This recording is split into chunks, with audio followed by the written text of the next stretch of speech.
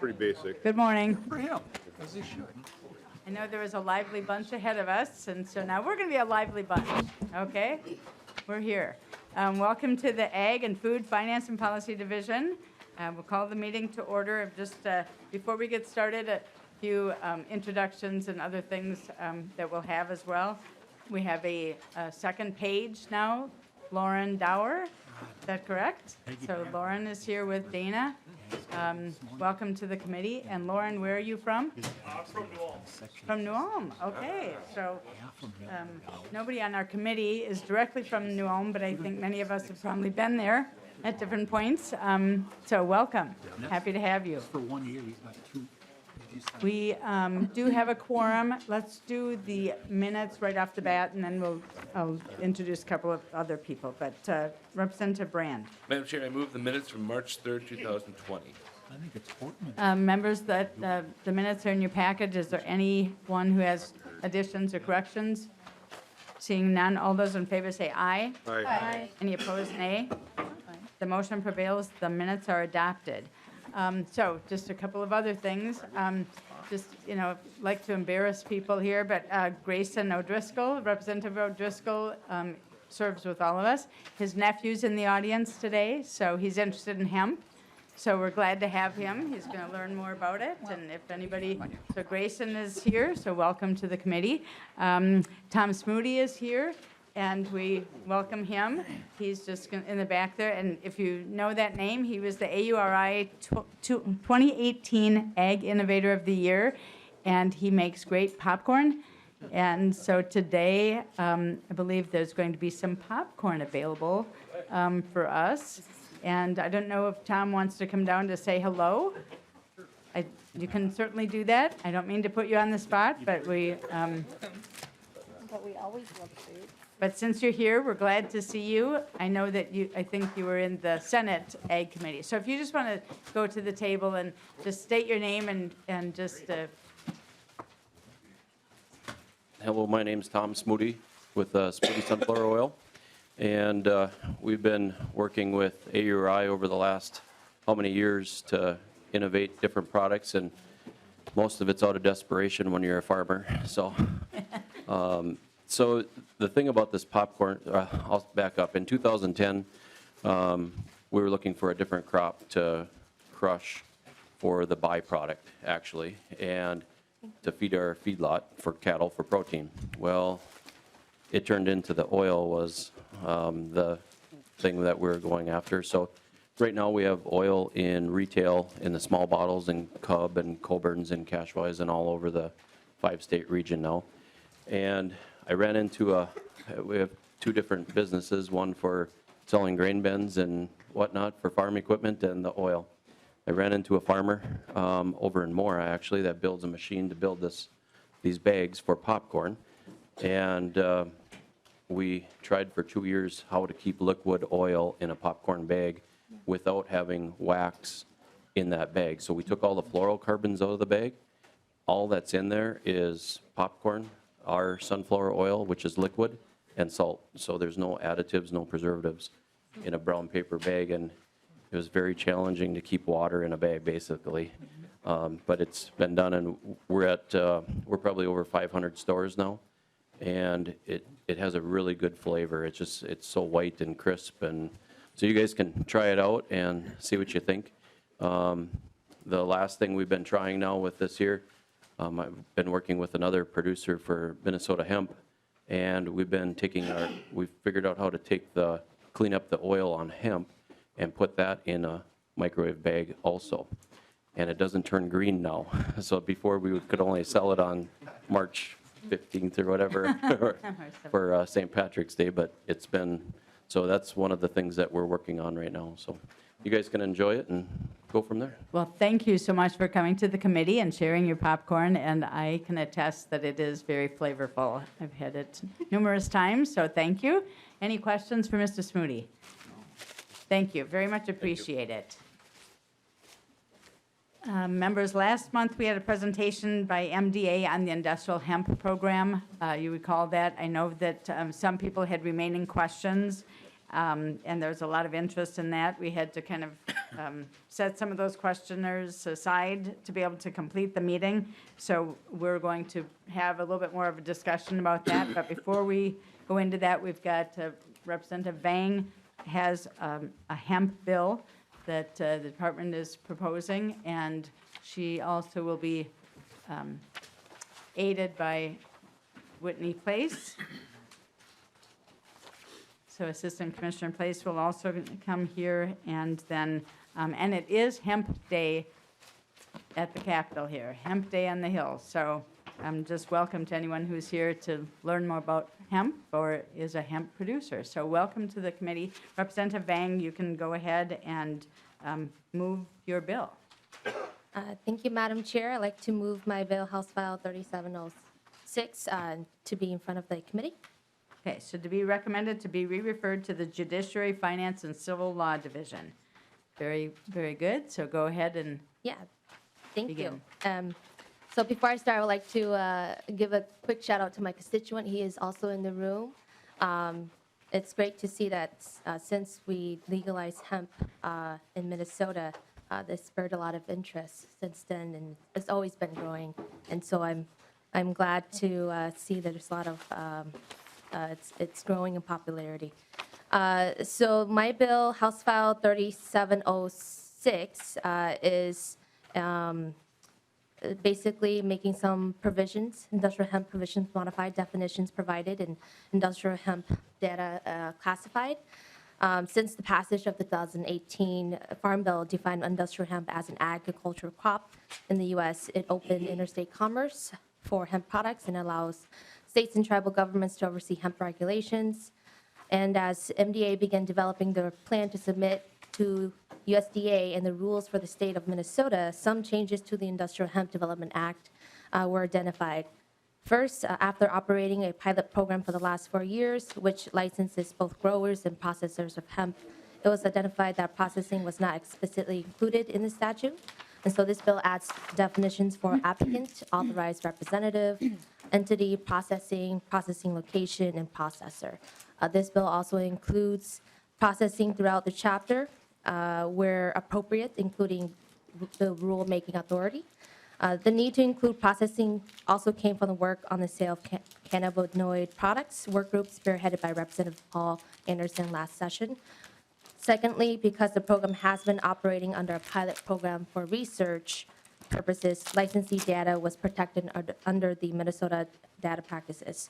So while Minnesota is operating under a pilot program for the 2020 growing season, once the pilot ends, all licensee data will become public. And so the goal of this bill is to protect growers and processing locations and street addresses of the licensees.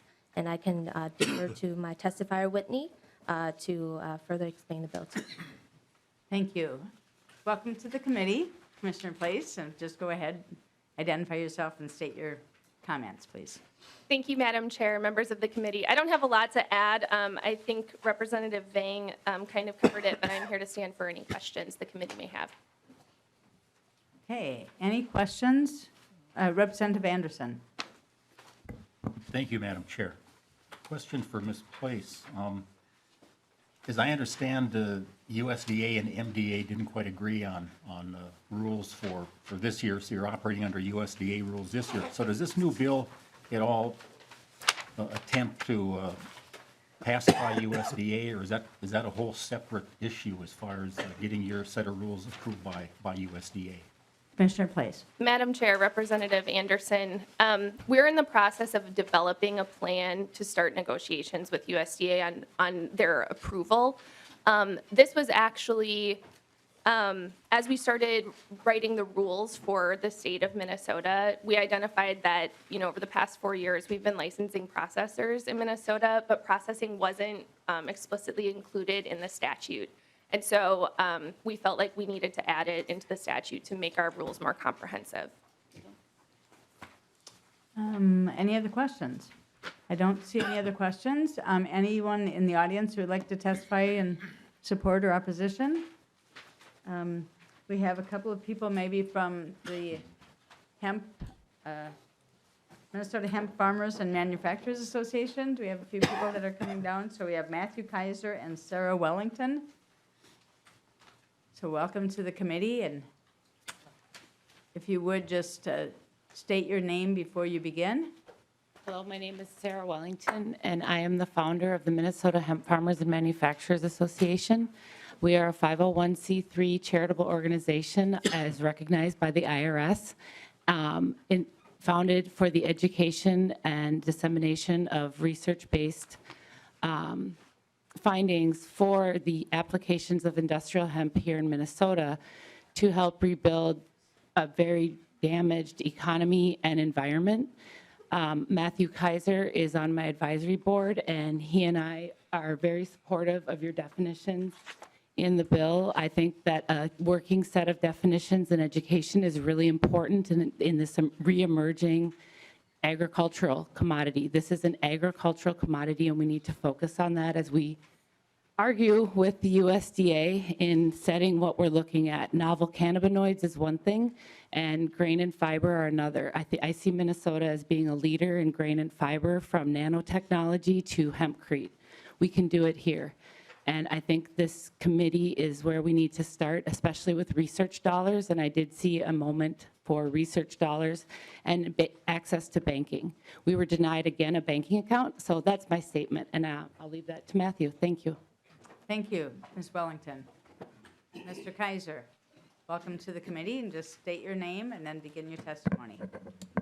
Thank you, Madam Chair, members of the committee. My name is Matthew Kaiser. I'm on the advisory board of the Minnesota Hemp Farmers and Manufacturers Association.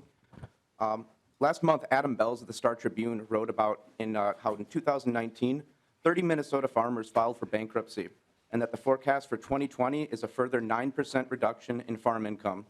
While the report concerned soy farmers, corn and soy farmers, the predicament our state's hemp farmers are in is not much different. Throughout much of the nation, and especially here in the Midwest, the majority of farmers who grew hemp for its CBD content are still holding on to much of their harvest biomass. There are many reasons for this, but ultimately it's due to a bottleneck in processing capacity, combined with the hugely undefined regulatory around marketing, labeling, and testing requirements, which leaves farmers unable to figure out how to market their product. This issue of consumer safety has been of particular concern to our organization. And as a result, we implemented a consumer safety watchdog project where we've been testing random samples of CBD products off the shelves of retail locations within the Twin Cities area for heavy metals, pesticides, molds, toxins, residual solvents, as well as the CBD and THC content. The initial results we're getting back are anything but comforting. It's a poor analogy, but the farmers and manufacturers in the hemp industry right now, we're building a plane and flying it blind. The labeling laws that went into effect this year for pharmacies are a great start. However, it seems that the majority of consumers are purchasing CBD products from places other than pharmacies. These types of standards need to be applied industry-wide and are a constant request we hear from the public. Without guidance, the sale of hemp and CBD products will be stifled, and farmers in Minnesota will continue to suffer. The same issues are going on right next door in Wisconsin, where the Department of Agriculture stated on February 20th that 94% of the 2019 harvest has still not been sold or processed. We applaud the efforts by legislators to offer more clarity and guidance on these issues, and are largely supportive of the findings from the sale of certain cannabinoid product work group. But we're concerned that the continued focus on non-intoxicating cannabinoids comes at the expense of programs and incentives to help build an industry around the fiber, food, biofuels, building materials, and all the other 100+ products that can be made from the other 90% of this plant. Our concerns are based on the growth of industrial hemp processing facilities such as the hemp hardwood facility in Tennessee and hemp decortication facility in Texas. Minnesota was once one of the top producers of hemp fiber in the country, and we urge our representatives here to help our farmers regain that lead by spurring the growth and development of hemp beyond just CBD. Thank you. Thank you for your testimony. I don't see any questions. Thank you. Representative Vang, Yes. any concluding comments? Nope. I would just want to like to thank the committee for hearing my bill and for your support. And I would like to renew my motion that House File 3706 be recommended to be referred to the Judiciary, Finance, and Civil Law Division. All right, that motion is before us. All those in favor say aye. Aye. Any opposed, nay? The motion prevails, and the bill will be referred to Judiciary, Finance, and Civil Law. Thank you. So we are going to continue the discussion a little bit on industrial hemp. We've had some comments then by testifiers, but we have Anthony Cordelette is here again today. Last time, we had some people that had questions. There were 4 members on the list at the time. It was Representative Lippert, Representative Eklund, Representative Keel, and Representative Hamilton. This was a while back, so you may or may not recall what your questions were. So I'm opening it up to everybody. We had the report that was done in the past, and we had that conversation, but I don't know if Mr. Cordelette, if you have any introductory comments or questions to spur our own questions, that would be appreciated. Anything? Madam Chair, no, I'm just here it was Okay. 2 weeks ago, so just to answer your questions. All right, perfect. Well, we'll start, we'll just kind of go down, and Representative Lippert, maybe you'll be able to spur some additional questions, but go ahead with yours. Thank you, Madam Chair. Mr. Cordelette, I do remember my question. It had to do with processing. So I believe you said that there was no processing for industrial hemp in the Midwest, or just very limited amounts of processing in Midwestern states. And I'm curious what the obstacles are to having more processing, and how we might move options for processing forward in our state. Mr. Cordelette. Madam Chair, Representative, no, there is processing for hemp in general in Minnesota. I think the case that Mr. Smoody was here today, and we can process grain, we can process cannabinoids. The problem is with the fiber, and I think our last testimony kind of showed or demonstrated that. The closest fiber processing we had up until a couple months ago was in Nebraska. I believe that company may have moved to Tennessee now. That brings a big burden to Minnesota farmers who are going to bale up hemp stock for fiber processing, put it on a truck or a train, and have to send it out to a company somewhere else in the U.S. As was pointed out, Minnesota had the lead was a leader in hemp processing, fiber processing prior to prohibition in the 1950s. Fiber processing is probably the most expensive type of processing to reestablish, because the decortication of hemp requires a lot of inputs. And so, we've thought about how do we get folks interested in coming to Minnesota and investing in some type of a processing plant.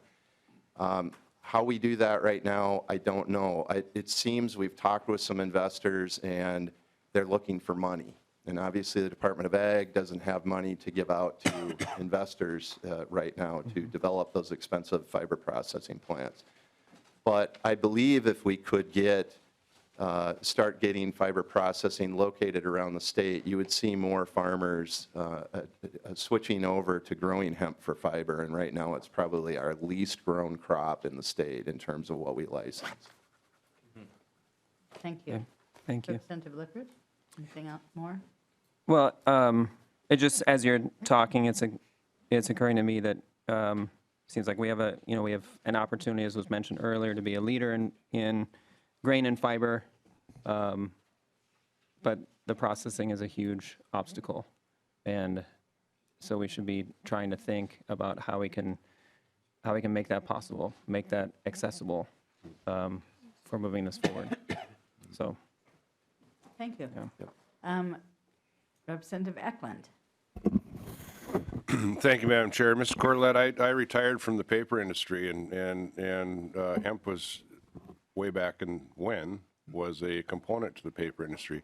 So we have several paper mills in northern Minnesota that are always looking for a fiber supply. Has the conversation been talked to about that with those groups? Because some of them are both groundwood, some of them are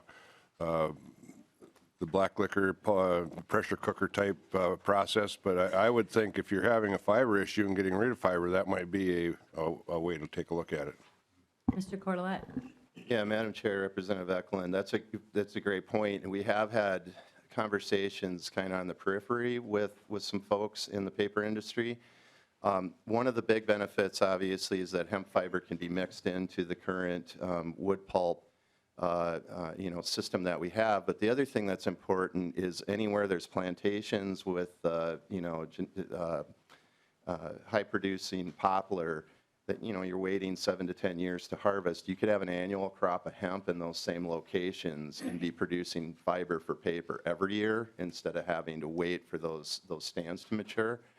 Obviously, there's, it becomes an agronomic issue. You have to have inputs then every year and so on and so forth. But you can also put folks that would want to farm in more of a row crop fashion up in that neck of the woods, so to speak, into more of an agronomic position to, expand their farming businesses.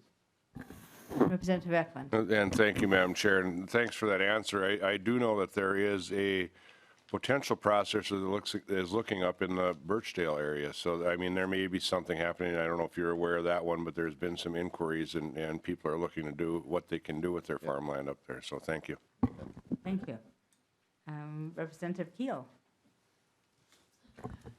I think my brain doesn't remember, but I have a question now. Oh, perfect. All this discussion about the fiber, how are we developing better ways of harvesting fiber? That seems to be such a challenge for my guys up in my district that, and maybe it was a wet year and that's why, but, and then when the fiber is baled, is it combustible like,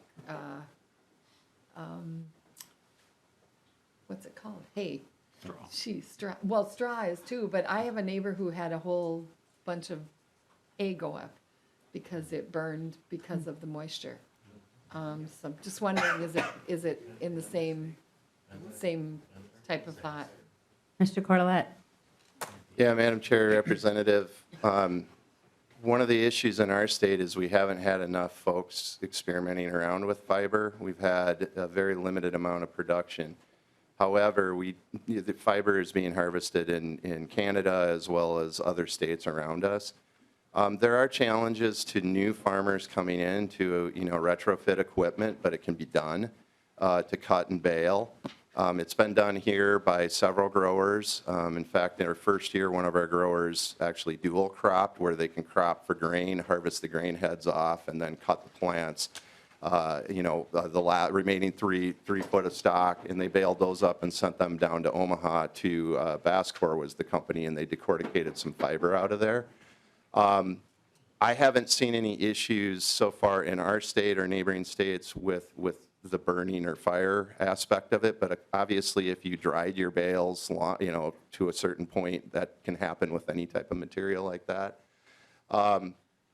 But we're hoping that's one of the reasons it's kind of a chicken and egg thing. We'd like to see more growers start adapting it here in Minnesota, just so we can see what happens here with our annual precipitation, our growing conditions, and so on and so forth, to figure out how it's going to be, that industry is going to look like here in Minnesota, and what issues farmers are going to deal with.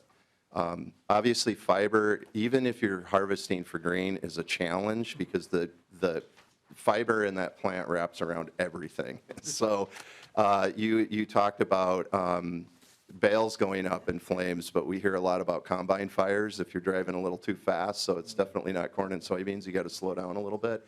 But those are the kinds of things that I think Minnesota farmers want to be able to put more acres in to learn how to deal with these issues. Thank you. Representative Hamilton. Thank you, Chair Poppe. One of the testifiers earlier brought up the issue around banking. Can you speak to that and what needs to take place to overcome those challenges? Yes. Yeah, Madam Chair, Representative Hamilton.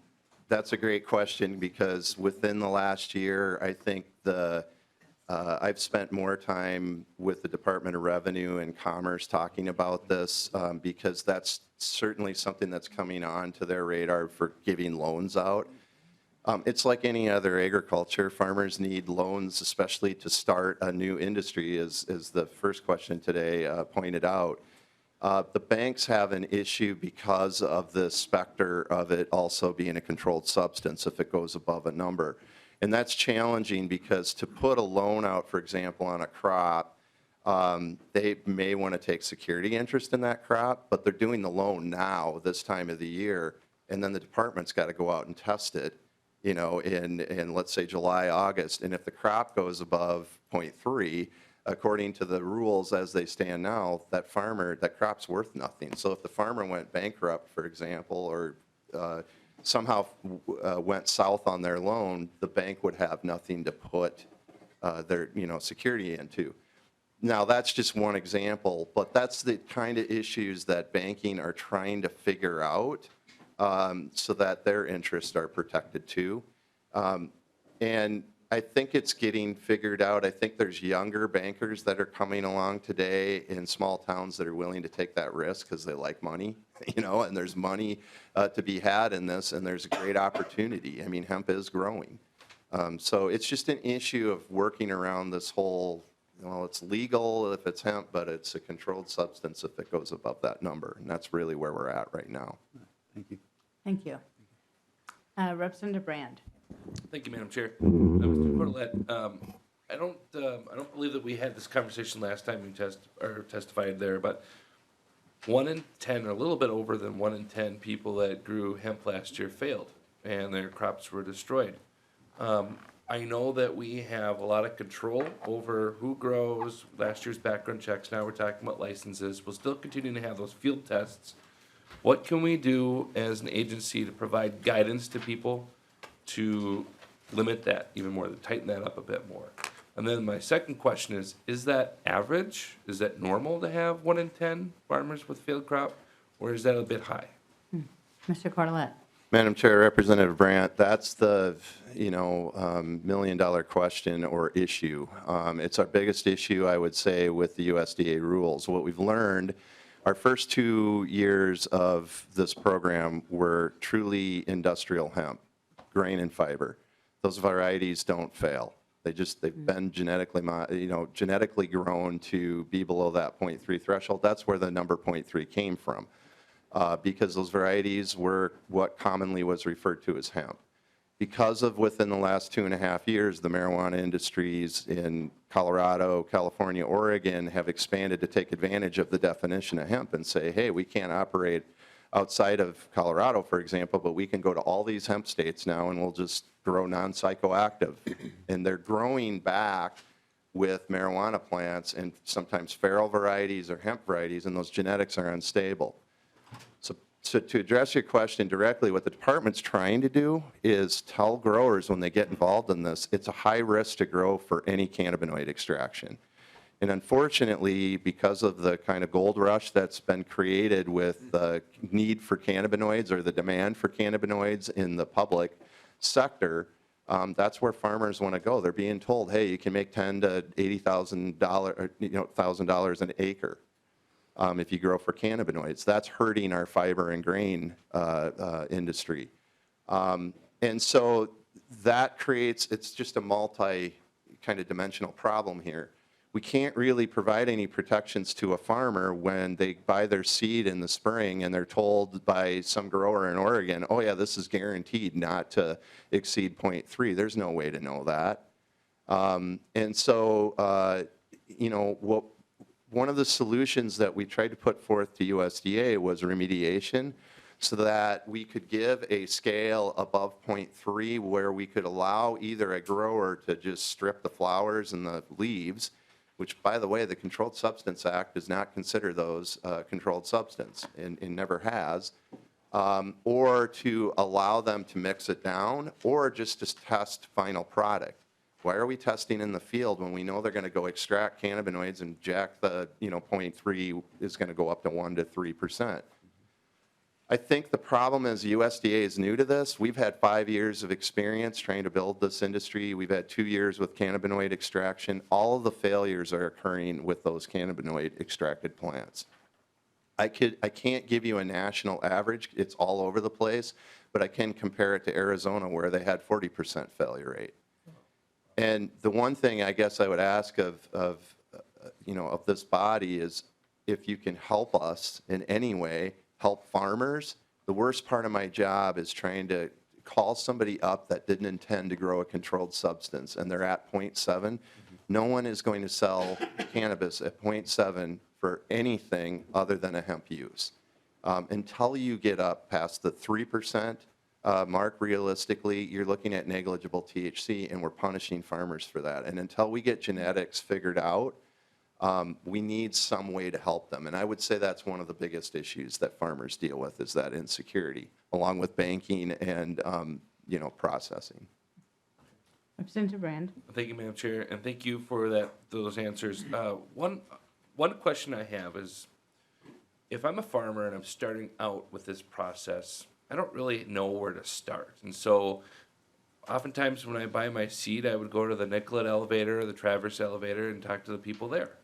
And if they're selling this stuff from Oregon or another state, like where Arizona had grown theirs and had such a bad fail rate, is there something that MDA or somebody else can do to kind of blacklist those growers or those seed distributors to say, no, that will not work for the requirements here in Minnesota, or to kind of give some training to the folks who sell at the elevators to say, hey, look, if you're buying these seeds for growing in your district or your counties rather, these growers or these seed producers are failing at a high rate. Is there something we can do to kind of diminish that? I mean, I can't imagine that many farmers are seeking this stuff out on purpose. I'm sure it's all accidental, but with 1 in 10 sinking money into seed, spending that time growing the product, and then all of a sudden finding out in the middle of the harvest or the middle of that process that you've got something that's going to turn into nothing, and there's no remediation from the federal level or the state level, I got to be wondering if that maybe causes some people to pause when we should be really thinking about the potential for this industry and how much we could do to benefit our local economies. Mr. Cordelette. Yeah, Madam Chair, Representative Brandt, I couldn't agree with you more. One thing, well, there's two things I want to point out about that. The last year was really our first year that we had failed anyone. Prior to that, there were no failures. And that was because of the influx in CBD growth and all of the genetics coming into the state. The good news is that we are building more of a seed industry here in Minnesota. There are a few growers that are starting to now grow. We have good associations. One of them testified earlier. Farmers are networking. They're using their associations to educate themselves. We're starting to have folks from the University of Minnesota reach out to us and get involved from education and extension standpoint, so I'm excited about that. I just think for the first couple years, it was kind of looked at, well, this is just a pilot program. And a lot of people didn't take it seriously, but the farmers were. And now it's grown to a level with the 2018 Farm Bill passing over a year ago where it's nationally, accepted. And you're seeing a lot of interest in it, but now it's also exposing all the bottlenecks we have. So, the department has been so focused on just licensing and testing fields and trying to make sure that fields are compliant. That takes a lot of our time. It would be great to be able to do other things. I know there's been a couple reports that have been submitted to the legislature this year on specific to cannabinoids, but they're relative to hemp. And I think that committee, I was one of the members on both of those, but the folks pointed out that there's a lot of different regulations federally and state. There's all kinds of agencies that are involved in this and that, and they're not necessarily all talking to each other.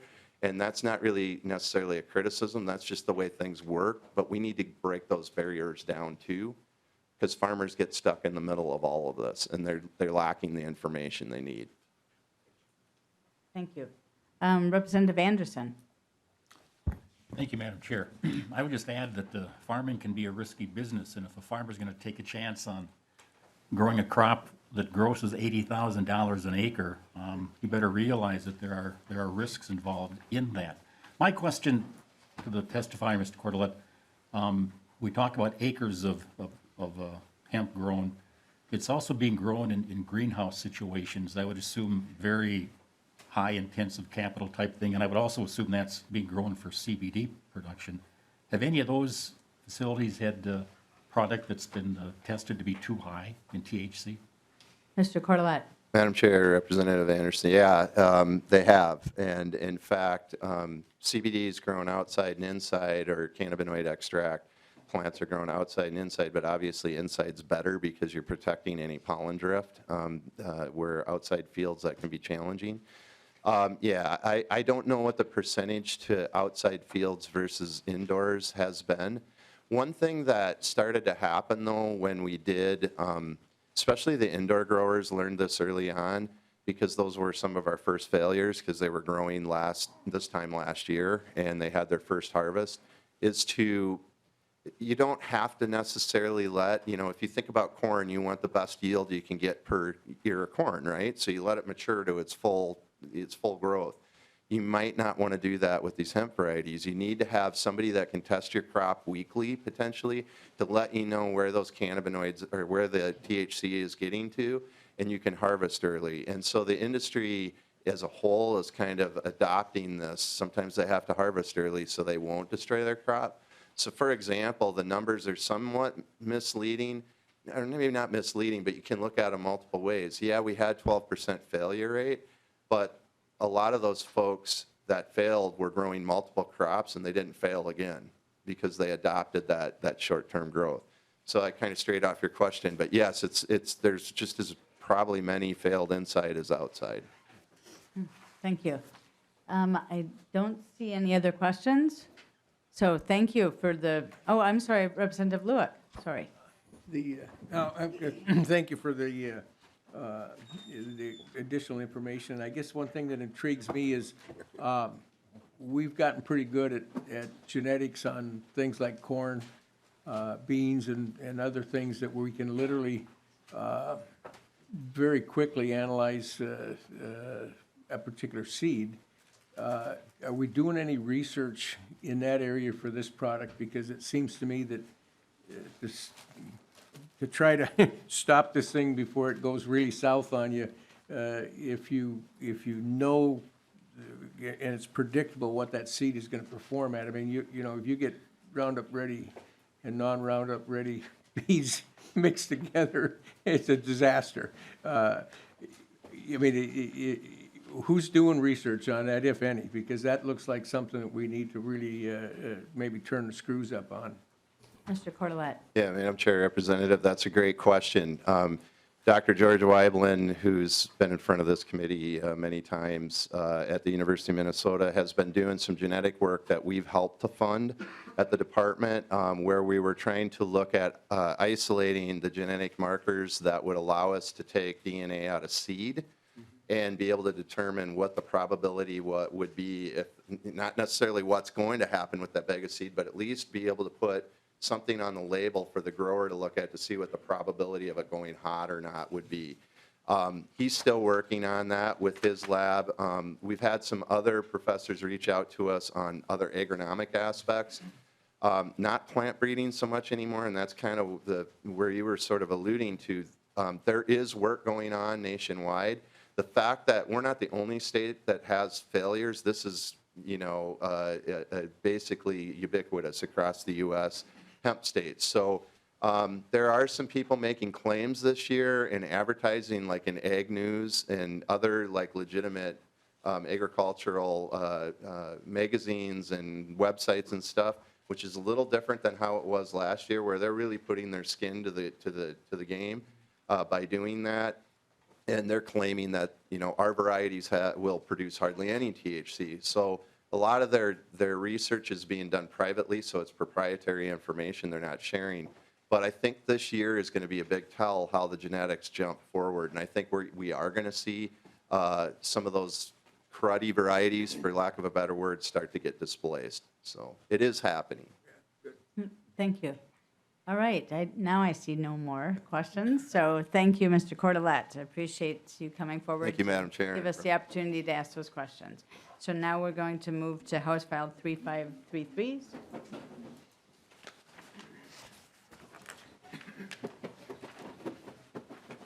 You popcorn eater? No. I love popcorn and sticks in my crooked teeth, so I keep digging it out. Especially here.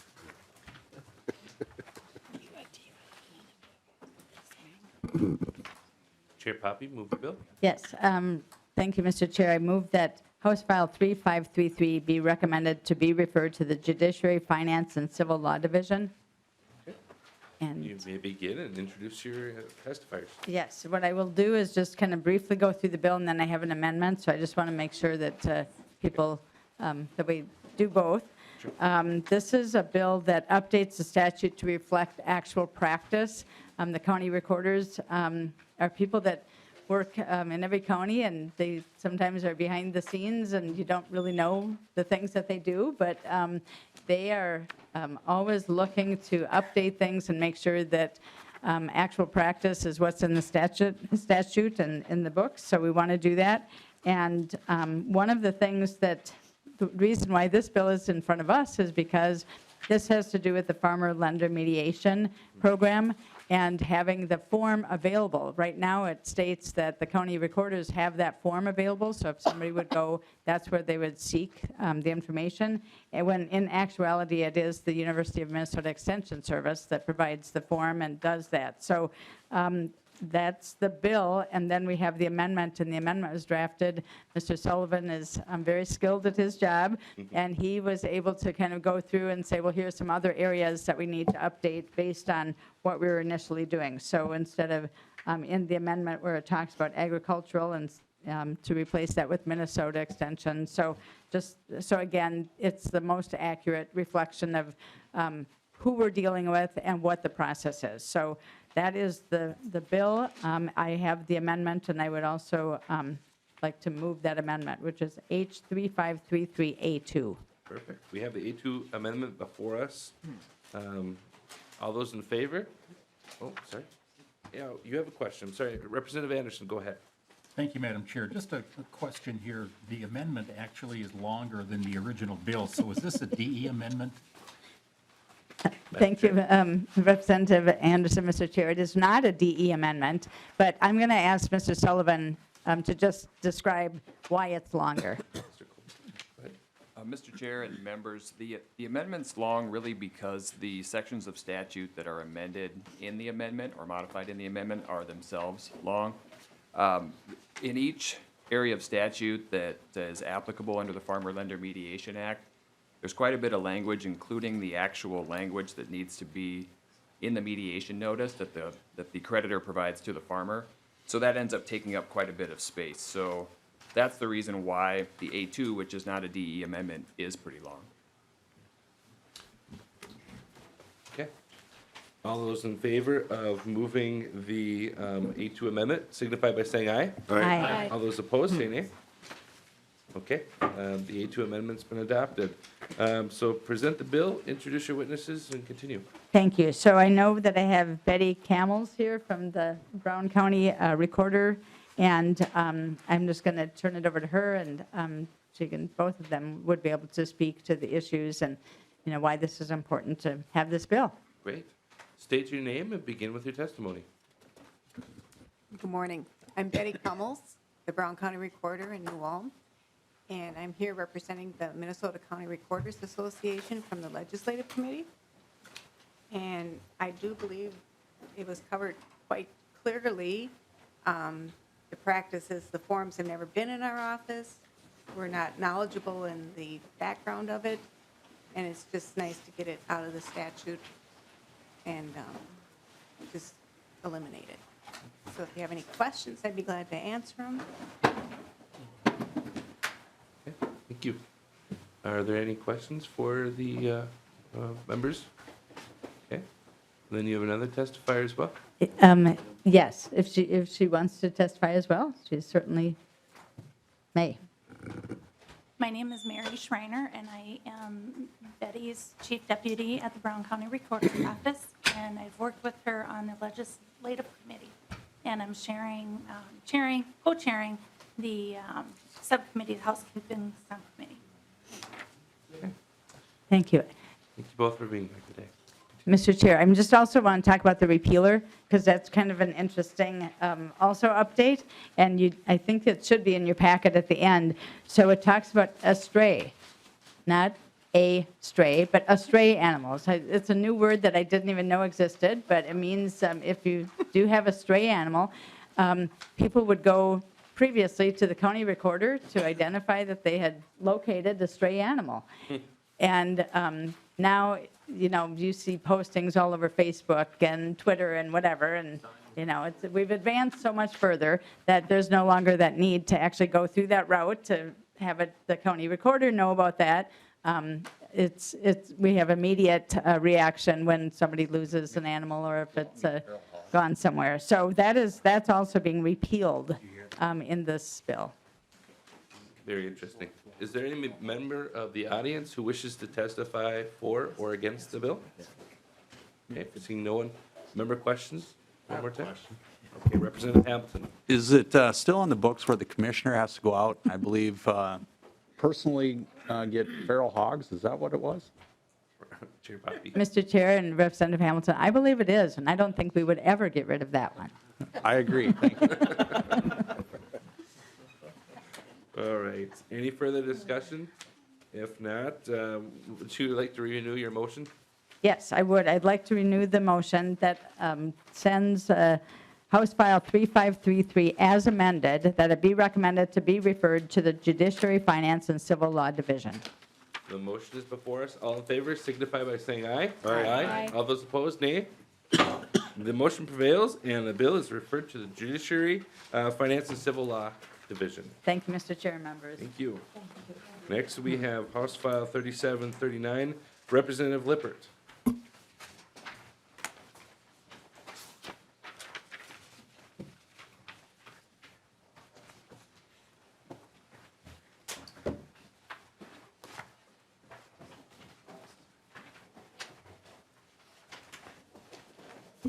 Representative Lippert, please move your bill. Thank you, Madam Chair. I move that House File 3739 be laid over for future consideration. And thank you, Representative Lippert. House File 3739 is in our packets, and if you can go ahead and with your information about the bill. Thank you, Madam Chair. Members, we've discussed many times in this committee the crisis that many farmers are in currently. We know that many farmers are in crisis due to low commodity prices, high input costs, volatile weather conditions. There are a series of bills that have emerged from farmers that seek to respond to this current crisis. These bills include more money for farm advocates, allowing farmers in debt mediation to pay a flat $100 per month fee or premium for Minnesota care coverage for their family, and then this bill that provides loan fee grants for farmers in mediation to assist them in restructuring their debt through FSA-backed loans. In 2018, 3,500 farmers were referred for mediation. 3,500 farmers were not able to pay their bills and had at least $15,000 in debt that was being called by the bank. Approximately 1,200 of those farmers entered mediation. 85% of those mediations were successful, but that means that about 180 farmers, or 180 of those mediations failed. Farm Service Administration data says that from 2016 to 2019, the FSA's withdrawn or denied loans ranged in number from 105 to 155 annually.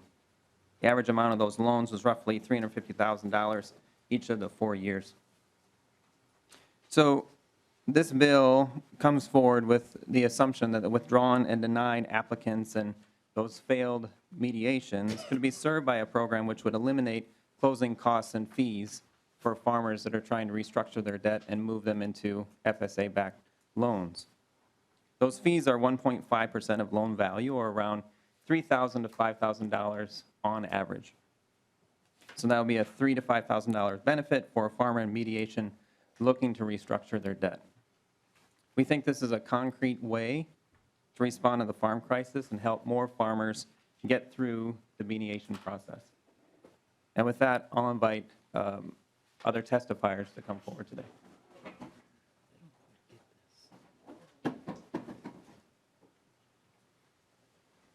All right, so we'll begin. Welcome to the committee. So Mr. Sobocinski, if you want to begin. Thank you. My name is Paul Sobocinski. I'm a livestock farmer. I also work with the Land Stewardship Project. I'd like to make two pieces available to the committee before I start my testimony. One of these pieces is a farm crisis statement that our organization put together with our members. Another is a graph and a look at the mediations here in Minnesota,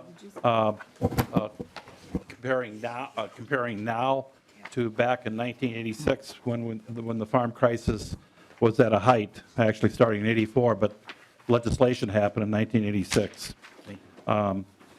This morning, I'd like to lay a little context for this bill, and that's as it relates to the farm crisis statement that our organization worked on we developed with 40 of our members, held series of about 6 or 7 meetings across the state, and we just did a final piece of that process in Mankato with about 170 farmers and supporters of ours that turned out for that meeting, and a meeting with our Commissioner of Ag, Tom Peterson, and our Attorney General. So the bill that we're advancing here today is we're looking at as a series of policy recommendations due to the farm crisis that Representative Lippert spoke to. And in terms of the farm crisis statement, a couple pieces just to make note of is the farm income is at a disastrous level. And while our state policy recommendations, which is on the second page, get at parts of pieces. These are some recommendations that we're suggesting to the state, and other recommendations we have in here. Not everybody will agree on all the solutions perhaps that we offer, but we offer them in sincerity about doing something about the farm crisis. My history about working on the farm crisis goes back to 1984, 1985, when I was part of forming an organization called Minnesota Groundswell that worked in the crisis. I see extreme similarities to them. And one of the results of our work that we did in Minnesota Groundswell and working with other organizations at that time, we got a number of solutions that were achieved in a bipartisan effort. So the number of bills that we're advancing, we're trying to advance them with a bipartisan spirit. And that action back then resulted in, like having mediation that Representative Poppe, you just spoke to today. That resulted in having a farm advocate program. That resulted in getting an interest buy-down program. And while interest rates are lower right now, we need different tools in the toolbox. Farmers need different tools.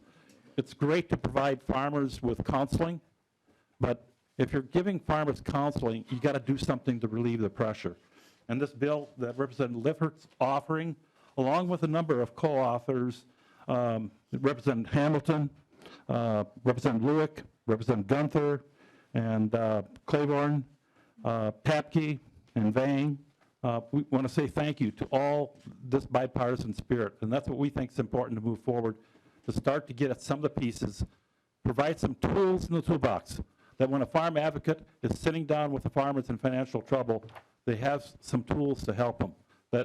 Because this is the toughest time, I think, that we're seeing right now at this period in time. It's important we move forward.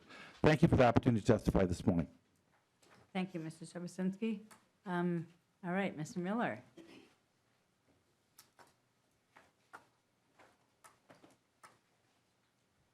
Welcome to the committee. Thank you.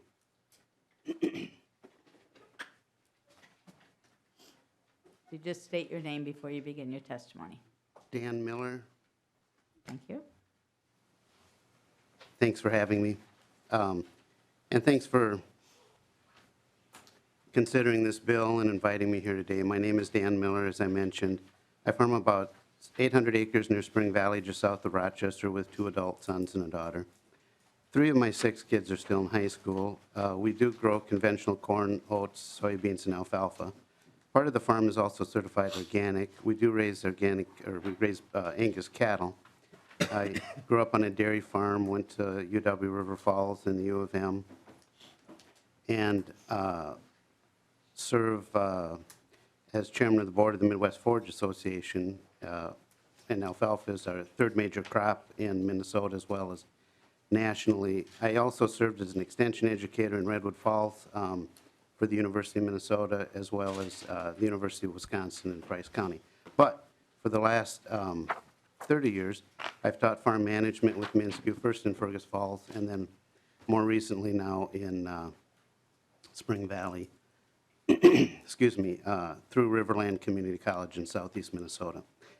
Yesterday, myself and 40 of the roughly 60 farm business management instructors met all day at South Central College in Mankato to help compile farm business management data for the southern aspect of the state. And of course, we put together those numbers annually in a publication. But we also join that data with statewide data with the University of Minnesota Farm Financial Management area. And next week, we will compile the statewide data for the FinBin online farm information from around 2,300 Minnesota farms that is used by farmers, lenders, agribusiness, policymakers, and others to make decisions. While we don't have those final numbers yet, we should in a couple weeks. But we do know that the last 6 years have been very difficult for Minnesota farmers. Net farm income in 2019 was about half what it was in 2013.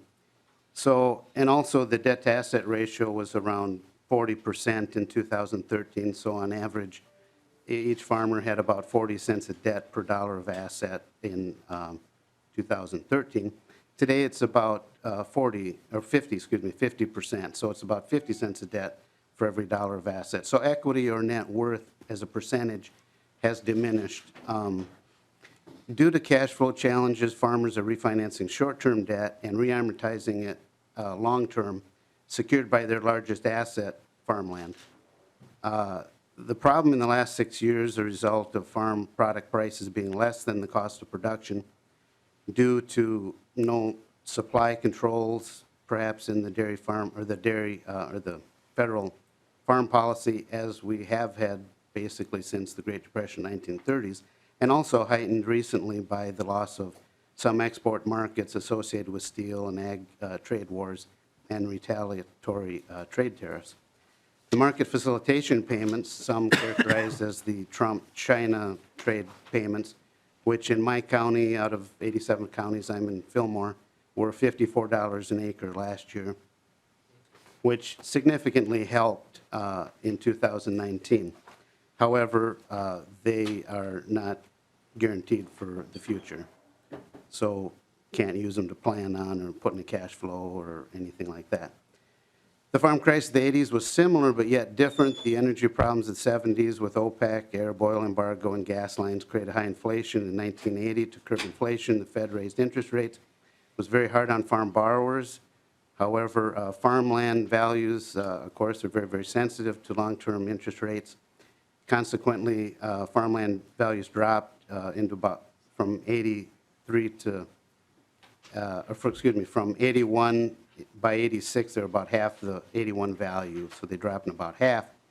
Farmland is about 70% of most farmers' balance sheets as far as an asset, so net worth and equity plummeted, and lending and financial problems occurred. Minnesota had an interest buy-down program in the 80s, where if a farm operating loan was at 4%, if the lender reduced it by 2 points, the state jumped in and picked up the other 2 points, which was helpful in the early 80s. Interest rates, of course, are historically low right now, and as a result of in fact, as a result of the coronavirus issue, of course, the Fed just dropped another 0.5 point 2 days ago to stimulate the U.S. economy. The coronavirus issue will not help our efforts to export Minnesota farm products and actually would likely make a bad situation slightly worse. This is impacting a lot of the farm families, of course, throughout the state. The whole family is affected. Of course, female farmers are actually the largest growing demographic we have in the farm sector. Over half of present FFA, Future Farmers of Ag, and agriculturalist members are girls, for example. And farmers will need to lead the effort to solve the current climate crisis. Healthy, abundant food is inexpensive. Farmers have little control, however, over the input costs, product prices that they receive, or weather. So they are more vulnerable than most businesses. Risk is large. Of course, that leads to stress, which we at least stressed, and we need to do a really, really good job with the variables that we can control and affect our business, as there are many variables linked to success we cannot control. And as Ted Matthews mentioned yesterday at our group meeting, he's the farm psychologist, explained that to us in the meeting yesterday, if we dwell too long on factors outside of our ability to control, we may really become cognitively unhealthy.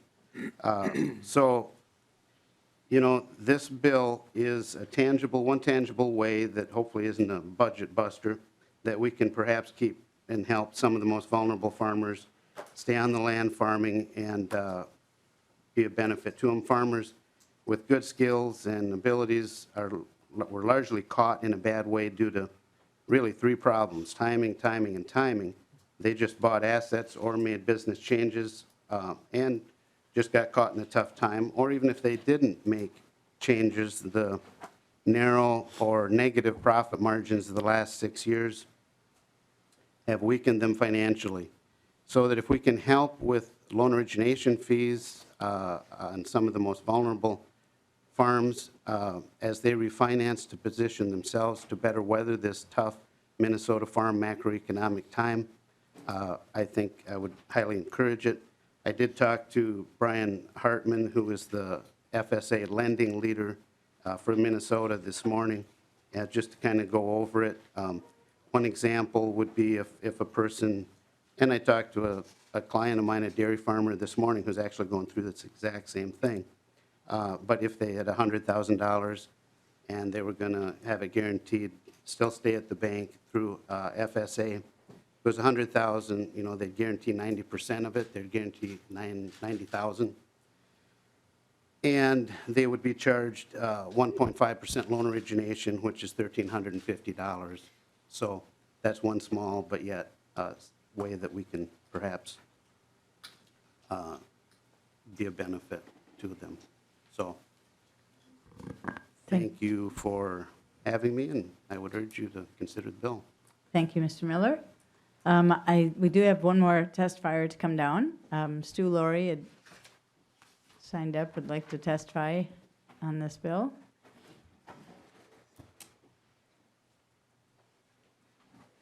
Welcome to the committee. Thank you, Chair Poppe and members of the committee. For the record, my name is Stu Laurie. I'm the Government Relations Director for Minnesota Farmers Union.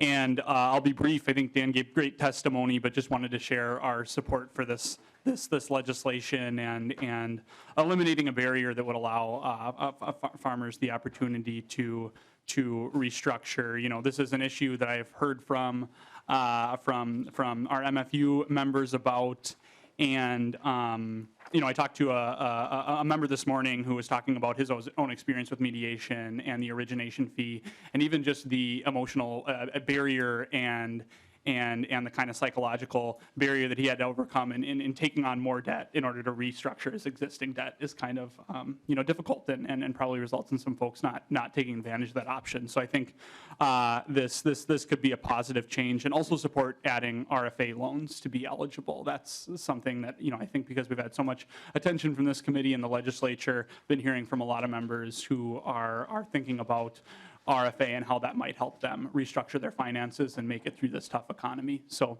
thank you so much for the opportunity to testify, and happy to share our support. Thank you, Mr. Laurie. Members, any questions? Representative Anderson. Thanks, Madam Chair. Maybe this would be a question for the loan officer, or is he a loan officer? I think. Anyway. He's FBM instructor. FBM instructor. What's the difference between a USDA loan, of course, that's federal, and the RFA loan program, which is a state? Why would you choose one over the other? Mr. Miller. Good question. Of course, FSA, of course, is federal, and RFA is state through MDA.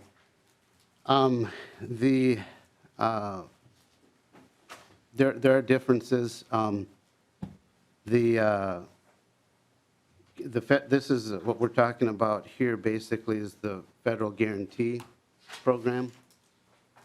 So the federal government guarantees 90% of the loan. So if they default, the most the bank can be out, let's say, is 10%. So, and it doesn't cover the USDA direct loan programs, which they do have. But they do not charge an origination fee on those loans. They just charge a credit report fee, $45 or something. And then the RFA loans are different. They are not guarantees, but they are direct loans, and they typically do, they're typically shared loan where the RFA provides 45% of the funds, and another entity, such as a bank, would do 55. So they're shared loans, direct loans, however. So this is dealing with the FSA guarantees and the costs associated with that. Representative Anderson. Thanks again, Madam Chair. Well, the bill has a net worth limit of $800,000 to be eligible, but I would assume somebody who's kind of underwater with their loan situation would not have an issue with the net worth being too large. So my question is there an upper limit of loans available from the USDA, those FSA loans? Or how large can they get? $1,776,000. I confirmed that with Brian Hartman, USDA, this morning. All right, and maybe Mr. Sobosinski has some comment about that? So the RFA piece is taken right from that net worth piece is taken from the RFA, is a piece that you've adjusted over a number of years. Yeah. Okay? Representative Anderson? Anything else? Yeah, thanks, Madam Chair. Just a little confused about why we would use this for both a federal loan program and a state loan program. The RFA loans are wonderful, and hopefully today on the House floor, we're going to get that bill passed and get funding back again there. So, no, just kind of wondering about using the two loan sources for a state program. Thank you. Any other questions? Is there anyone else in the audience who wanted to testify on this bill? I don't see anyone else coming forward, and I don't see any other questions. So Representative Lippert, House File 3739 will be laid over for future consideration. Thank you. Thank you, Madam Chair. Thank Members, you. for this opportunity for the conversation. Thank you. And then I believe we have nothing further on the agenda today, but we will have a bill up tonight that hopefully everybody will be ready for. It's the RFA bill, so happy to move that out of the House and get that over to the Senate, and then they can act on it hopefully early next week. So I appreciate everybody's time today, and have a good weekend. Madam Chair, I'd just like to say thank you for the popcorn again. Tom Smoody is the man of the hour with the popcorn, so thank you, Mr. Smoody. And with that, meeting adjourned.